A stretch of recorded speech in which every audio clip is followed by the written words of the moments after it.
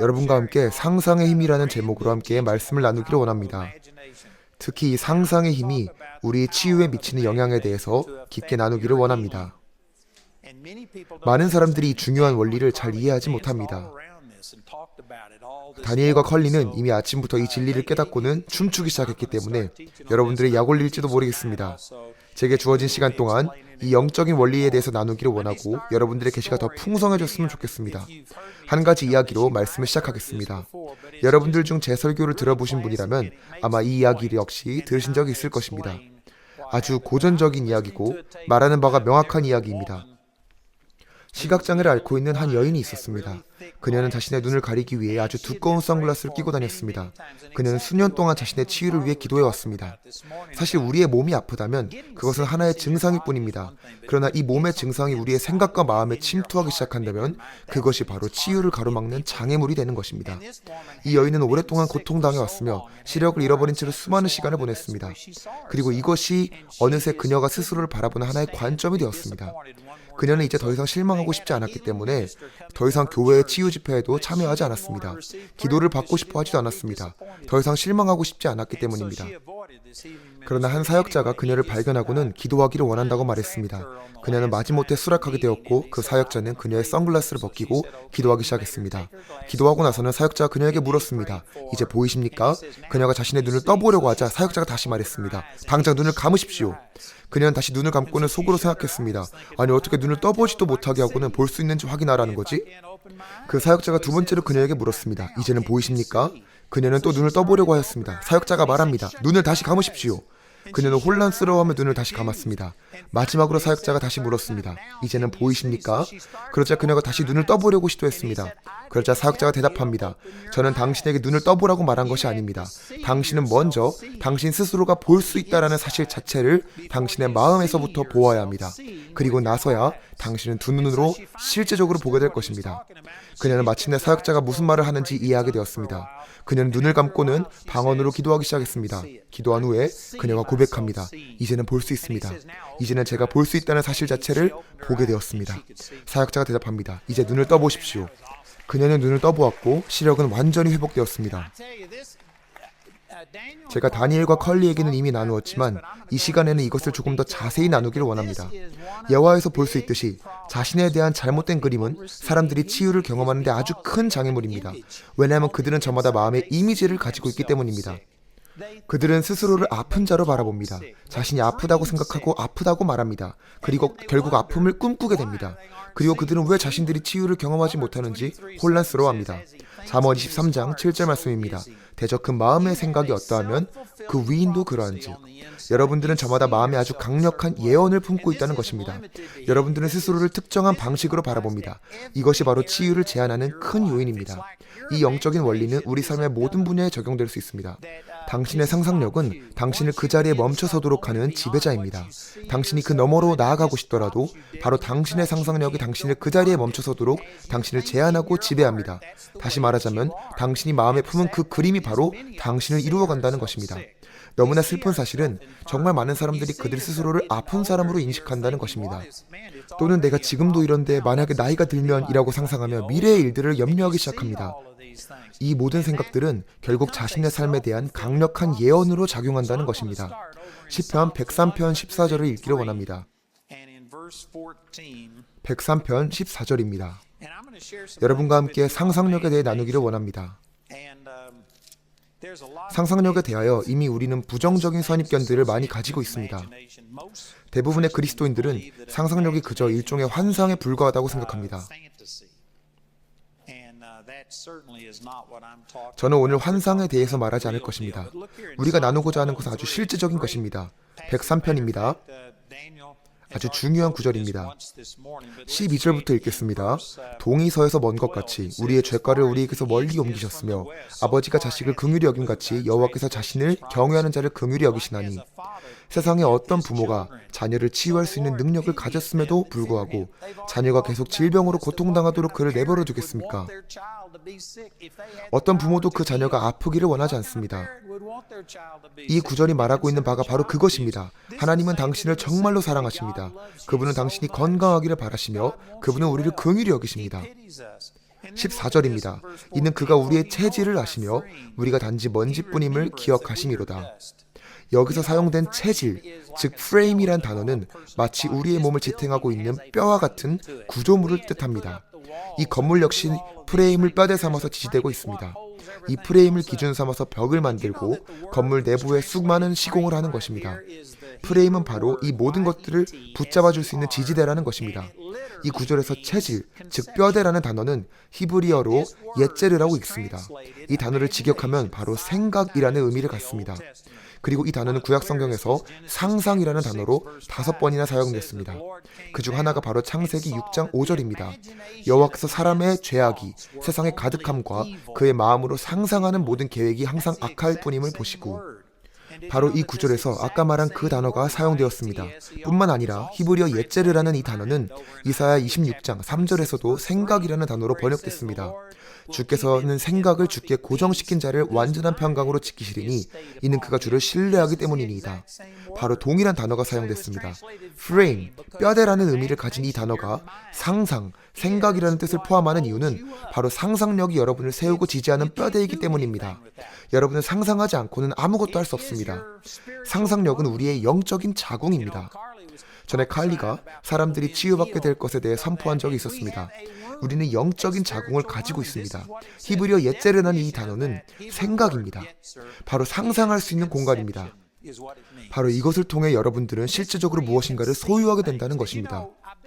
제가 이 건물을 건축했을 당시 저는 휴지 조각에 대고 이 건물을 그려보았습니다. 그리고 그려서는 건축가에게 가져다 주었습니다. 그들은 저보다 훨씬 알아보기 쉽도록 설계도를 그려주었습니다. 그리고 저는 그 설계도를 보고는 이건 제가 생각한 것과 좀 다르네요 하며 수정을 반복했습니다. 우리는 이렇게 서로 왔다 갔다 하면서 반복해서 수정했습니다. 결국 그들이 제가 보았던 빌딩을 똑같이 볼 수 있을 때까지 수정했습니다.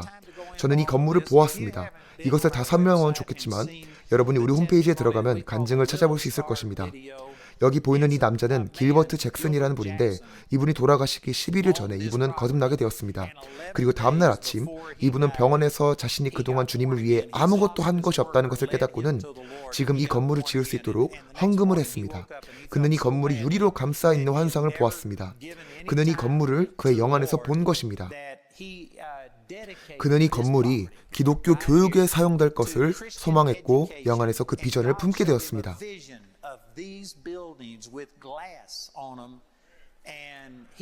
그리고 그렇게 그가 죽기 전에 그는 이 건물을 헌정하고는 1992년에 하늘나라로 돌아가셨습니다. 그리고 그날은 바로 정확하게 하나님께서 영국에 있던 제게 성경학교를 시작하라고 말씀하신 날이었습니다. 바로 6월 22일이었습니다. 그가 그 환상을 보았던 그날 저는 영국에 있었으며 주님께서는 성경학교를 하라고 제게 말씀하셨다는 것입니다. 저는 돌아왔고 그의 환상에 대한 것은 모른 채 이 건물을 짓기 시작했습니다. 그런데 하나님께서는 이 건물에 대한 그림과 비전을 제게 보여주셨습니다. 그리고 다른 건물들도 짓기 시작했습니다. 건물에만 수많은 돈을 지출하게 되었습니다. 어쨌든 저는 이 건물을 보았던 것입니다. 저는 제가 보았던 이 건물을 건축가들에게 이야기해 주었고 그들이 도면을 가지고 돌아왔을 때 이 부분은 제가 생각한 게 아닙니다 라고 수정할 수 있었습니다. 그리고 결국 그들은 제가 보고 생각한 것을 똑같이 볼 수 있었습니다. 이것이 바로 프레임, 즉 뼈대입니다. 당신은 상상하지 않고서는 어떤 것도 할 수 없다는 것입니다. 제가 다시 한번 강조하는 것은 많은 사람들이 상상력에 대해 판타지 동화와 같이 생각합니다. 마침 마법의 왕국과 같이 생각하곤 합니다. 이것이 사람들이 상상력에 대해 생각하는 방식입니다. 그러나 여러분은 상상력을 반드시 사용하셔야 합니다. 여러분은 오늘 어디에 주차하셨습니까? 정말 주님을 찬양할 것은 주님께서 어제 우리가 넉넉하게 주차할 수 있는 공간을 허락하셨다는 것입니다.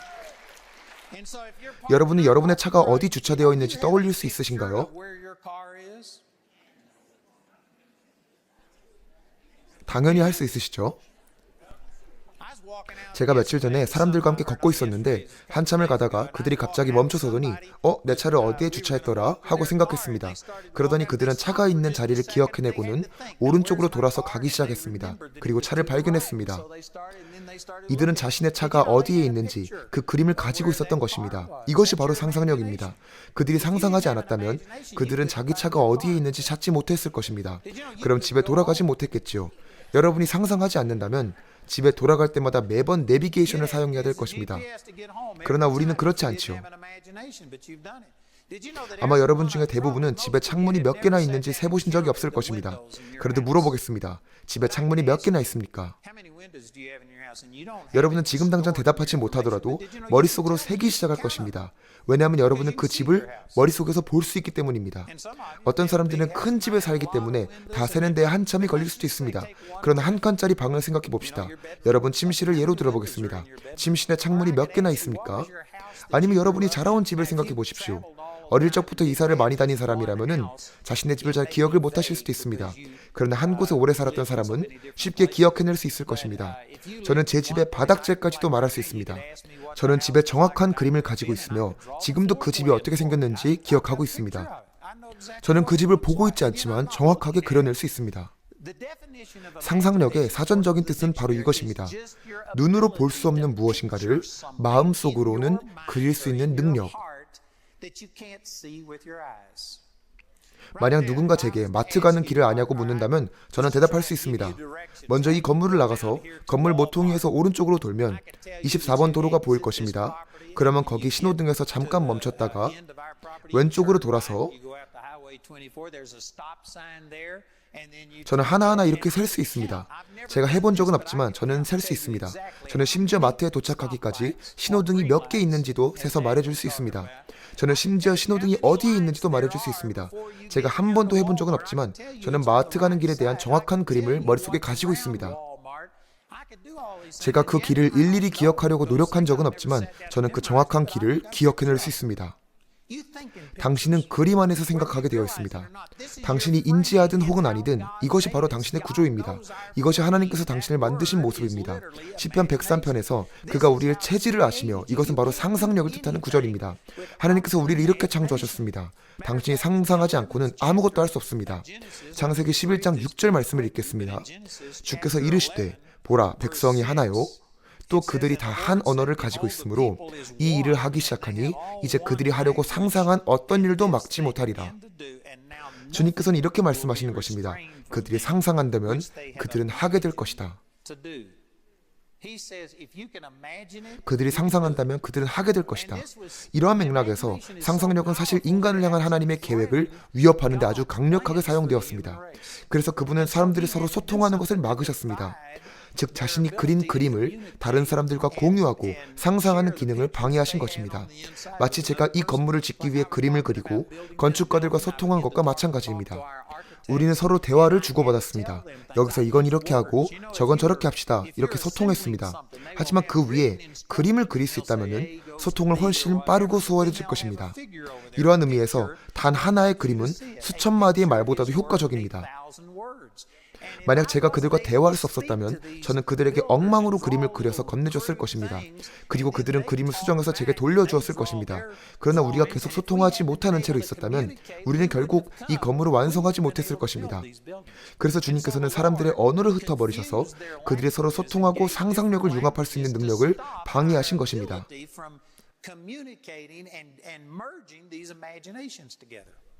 오늘 아침에 제가 꿈을 하나 꾸었습니다.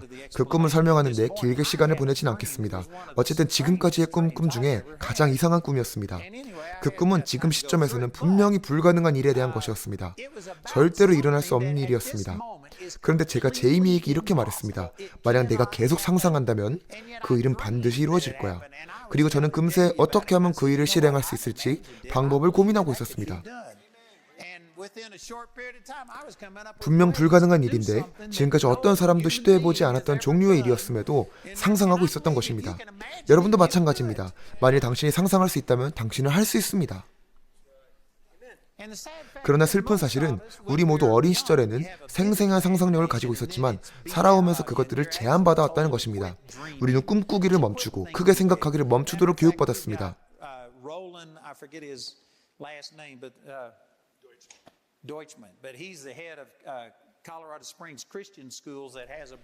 콜로라도의 한 기독학교의 교장인 롤랜드는 매년 이 집회에 와서 이러한 이야기를 들려주었습니다. 그는 먼저 5살짜리 유치원 아이들에게 이렇게 물어봤다고 합니다.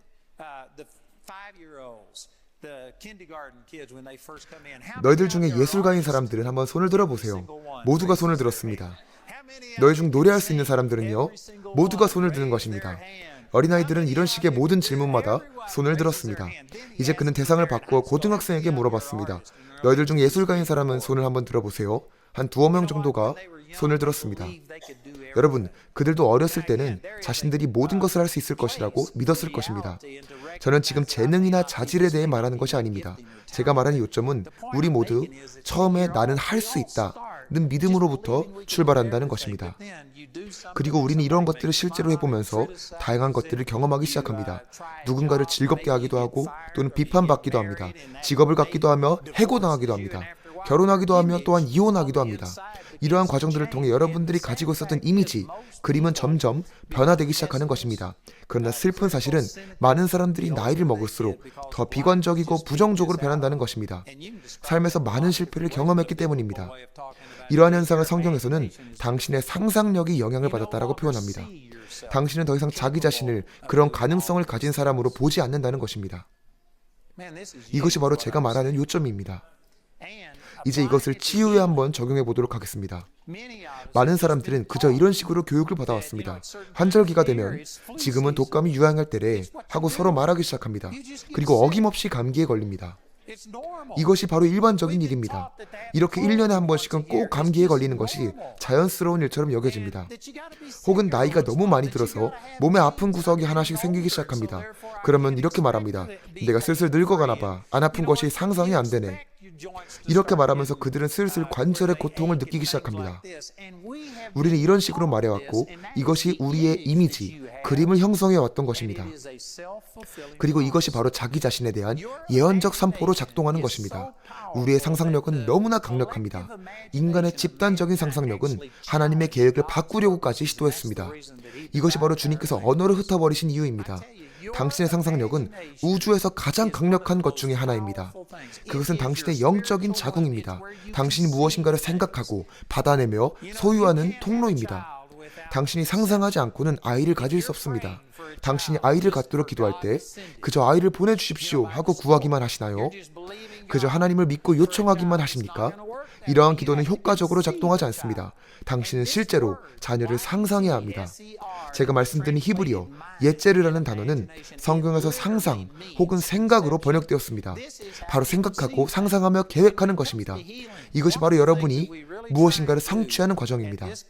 치유에 대해 접근할 때도 우리가 가장 강조하는 것은 바로 당신 스스로가 직접 치유를 얻어내는 것입니다. 여러분들을 앞으로 나오게 하여 손을 얹고 기도해 주는 것 대신에 여러분들 자신이 스스로 치유를 잉태하여 출산하는 것입니다. 물론 우리는 아픈 사람들에게 손을 얹고 기도해 줍니다. 우리 모두는 도움이 필요한 단계가 있으며 그들을 도와주는 것은 아주 좋은 일입니다. 그러나 이러한 치유 집회는 1년에 단 한 차례밖에 열리지 않습니다. 만약 여러분이 9월이나 10월에 아프기 시작했고 2달밖에 살 수 없다고 선고받았다면 다른 집회들을 찾아다녀야 할 것입니다. 우리는 당신 자신이 치유받는 법에 대해서 배우길 원합니다. 이것이 바로 이 집회의 특징 중에 하나입니다. 우리는 단순히 주님께 치유의 기름 부음을 달라고 구하기만 하지 않습니다. 우리는 여러분들이 이미 가지고 있는 것을 인식시켜 줍니다. 여러분이 예수 그리스도를 죽음에서 일으킨 그 동일한 능력을 이미 가지고 있습니다.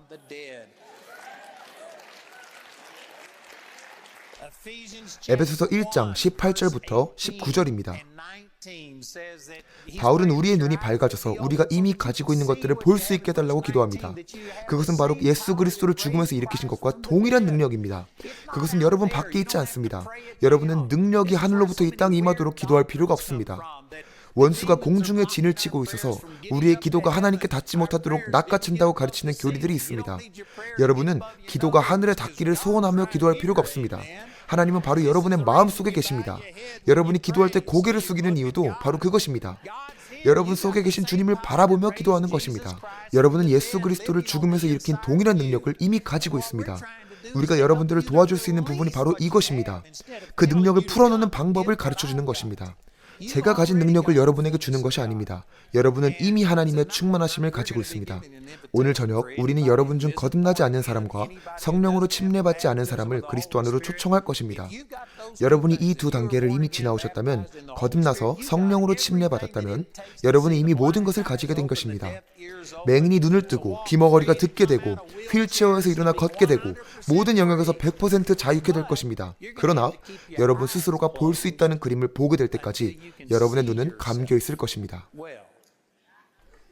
문제는 바로 이것입니다. 우리가 기도한 후에 우리는 몸에게 이렇게 질문한다는 것입니다. 내가 정말 나았을까? 이것은 보는 대로 행하는 것이지 믿음으로 행하는 것이 아닙니다. 고린도후서 5장 7절은 이렇게 말합니다. 이는 우리가 믿음으로 행하고 보는 것으로 행하지 아니함이로다. 그러나 평범한 그리스도인들은 보는 대로 행하지 믿음을 따라 행하지 않습니다. 여러분은 먼저 여러분이 완전히 치유되었다는 사실을 보는 단계에 이르러야 한다는 것입니다. 여러분이 그것을 보아야 한다는 것입니다. 그것이 여러분의 일부가 되어야 합니다. 역대상 28장 9절입니다. 내 아들 솔로몬아, 너는 내 아버지 하나님을 알고 완전한 마음과 자원하는 생각으로 그분을 섬길지어다.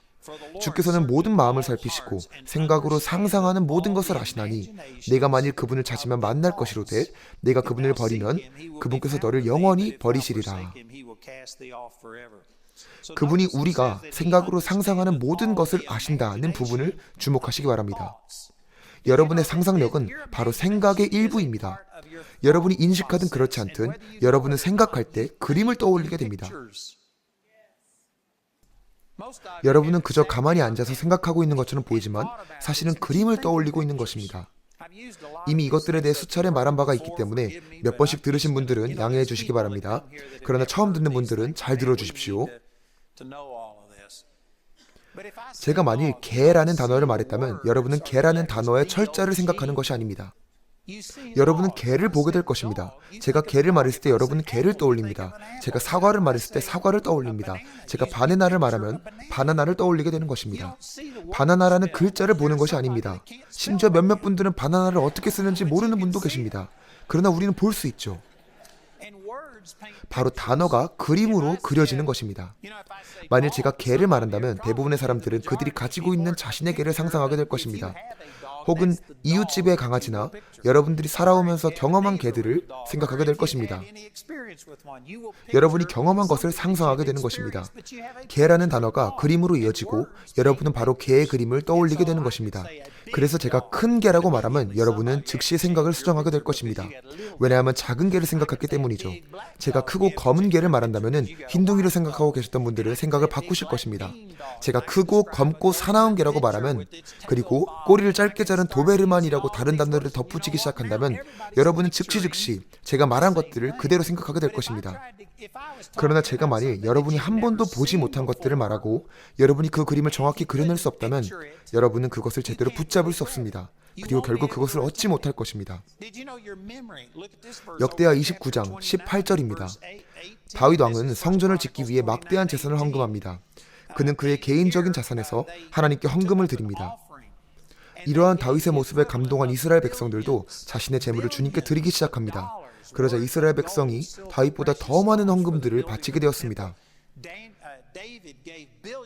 약 40억 달러에 이르는 금과 은과 보석들을 바치기 시작합니다.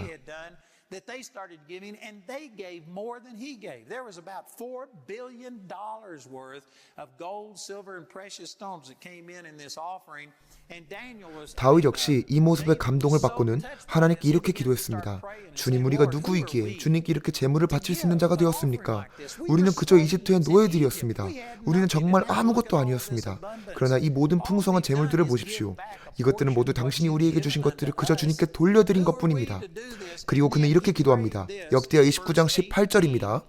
오 주여, 우리 조상 아브라함과 이삭과 이스라엘의 하나님이여, 이것을 주의 백성의 마음에 상상하는 바와 생각 속에 영원히 두시며 그들의 마음을 예비하사 주께로 향하게 하시옵소서. 그는 이것을 백성이 상상하는 바와 생각 속에 영원히 두시며 라고 기도합니다. 다른 번역본에서는 백성이 기억하게 하시며 라고 말하고 있습니다.